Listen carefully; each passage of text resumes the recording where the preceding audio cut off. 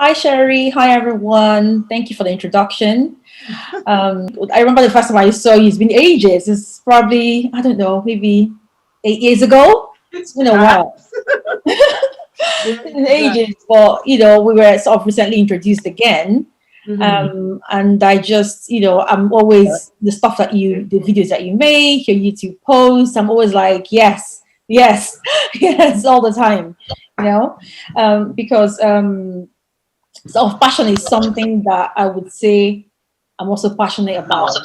I'm going to go a little bit sort of like different from the last speaker because I want to sort of look at passion in sort of like the holistic way of looking at it, not just in terms of like a financial reward, but what is a gift that each and every one of us has, whether there's sort of like a financial reward at the end of it, or whether it's just you pursuing something that is good for your well-being generally. I believe we all have gifts. All our gifts might not be tied to what we do. It could not be career related, but each of us, we have something that we have to offer the world, and I think that it behoves on us to make time out and figure out what that is and pursue it. So I'm just going to go do a quick overview of what I think passion is. Passion, I would say, is you focusing on what you care about. It's not what you like, it's not what you find entertaining, but something, it's things that align with the core values of who you are. We all have what our values are. Some people, like for me, for example, one of my values is authenticity. I like realness, I like connection, things like that. So for me, realizing my passion now had to do with me going back and sitting and asking myself, who are you really? Who are you? Who would people say you are? If you ask all your friends, if you ask people around you, what would they say? What is the impact or the value that you have in their lives? And that gave me an insight into what my passion is. Say for example, I'll go through a few steps that we can take to figure out what our passion is. These are the steps that I took. I've started running sort of like a group that supports working women, because for me, I found out that me working, I mean, I'm a lawyer, I live here, I have 3 kids, husband, there's a million things to do, chores, it's never ending. But the support, I found out that it was difficult. Women were always busy, on their own. But I think that we needed the connection. We need the coming together to be able to say, where is it hard for you? And I found out that that's something I'm passionate about, and that's something is also a gift of mine. I don't mind asking, how are you getting on? How can I help? And I thought to myself, there's a need for that, and that's what I'm pursuing now. And I can tell you the payoff for me and for my mental well-being has been like, it's been through the roof. It's completely 100%. I'm a completely different person because it's something I'm passionate about. So whether it does turn into money or there's a financial reward at the end of it, I don't really care about that. For me, it's what I get up in the morning. In addition to my motherly duties, the work, the chores, all of that. This is also what keeps me going. So there are some steps I would say we can take. So whether you're wanting to discover your passion, for what, say for a career or for, again, just mental well-being, the steps are the same. So I'll just go through a few of them.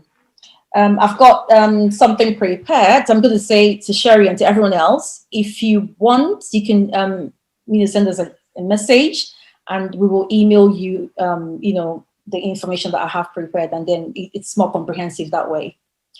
So if I go through the steps, for example, one of the things that I do is that I set intentions.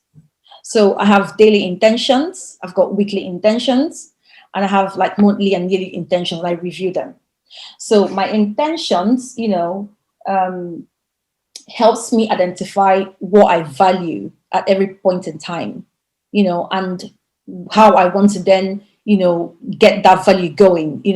So say, I don't know, a weekly intention for me could be I don't know, maybe try to finish a book I'm reading, or if there's a task I'd like to do for my group, get that going, because it's quite easy for you to get distracted when you have so many distractions. We're human beings and we have all these things. We have all these non-negotiable things that we have to do on a daily basis. And if you're not careful, it sort of runs away from you. So you have to make those intent. You have to be clear. You can write them down, and then you can go back and consult them. It also helps you because then you can go back in a week, in a month, in a year, and see what your intentions were and see how you have managed to then, get that done. The next step, what I then do next is I also set time apart. So I always try to set time apart in the day, maybe in the morning or in the evening, again, to like review my day. What have I done?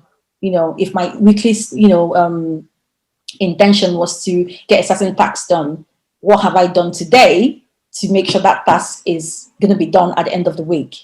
And I do that for like the week and the month and all of that. Then the other thing is distractions. This is the mother load here. In this day and age, we have our phones, we have social media, we have notifications popping up all over the place. I think I've seen, Sherry, I think one of the posts that you made one time, you're like, mute your notification. And I was like, yes, we have so many things popping up. We have WhatsApp, we have Facebook, Instagram, whatever it may be. We have so many things going on, so much drama and all of that. So you need to ask yourself, what's more important, your distractions or pursuing your passion?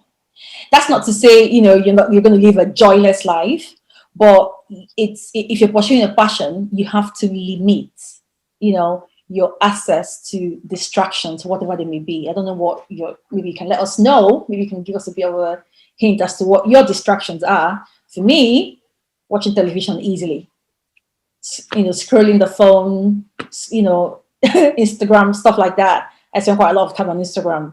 And when I reviewed my screen time, it was just like eye-opening for me. So why couldn't you just cut that down or limit how much time you can spend with that? And then you can then have enough time, especially again, since we have so much to do, to then pursue a passion. The other thing is being consistent. I think this goes on with, it sort of ties itself down with the intentions. You have to be consistent and you have to track your progress. If you have a passion for, say, cooking, you have a spark there, there's a joy that you get when you cook, then obviously you have to spend time maybe researching recipes, maybe even making food that you give out to your neighbors, to your family, to friends, and when they say, oh, that's lovely, I love that recipe, oh, can you give me that? When you get the compliments, that to me is like the emotional well-being, especially here when we're in the UK, where we tend to be quite isolated. Pursuing a passion could give you that extra buffer for your mental health. It can give you that extra sort of like validation of who you are, of what your core values are. And who's to say you can't pursue cooking as a career? Maybe the time that you spend researching recipes, making food, refining things, I don't know, you could start a restaurant, you could start a delivery service, especially again now in the sort of economic climate where things are, all over the place. You could be out of a job. And if you're out of a job, the time that you spent cultivating or pursuing a passion, that could be a pivot for you. That could be the next thing, because you already have a mastery of it. We always have to have our hands in different pies. But if you have one or two passions that that you really like curate and cultivate, that is like an area that you could pivot into. You could start a business. It could, you could reap financial rewards from that. Those are the things, I would say, the steps I would say that you'd have to, look at. There's more. Let me know if anyone, wants to talk about this a little bit more in depth. I'm a good thing into things more in the academic sort of like sphere. So if you'd like to talk about it a little bit more, just, hit me up, put my information, or you can ask Sherry, and we can talk about this a little bit more. It's important that we find what our passion is on a day-to-day basis. It also relieves the pressure on people around us to, keep us entertained, all sorts of things, you know. And it, again, gives us that opportunity to share what our gifts, what we have been created with, that is our gifts to the world. So yeah, I think I'll stop there, Sherry.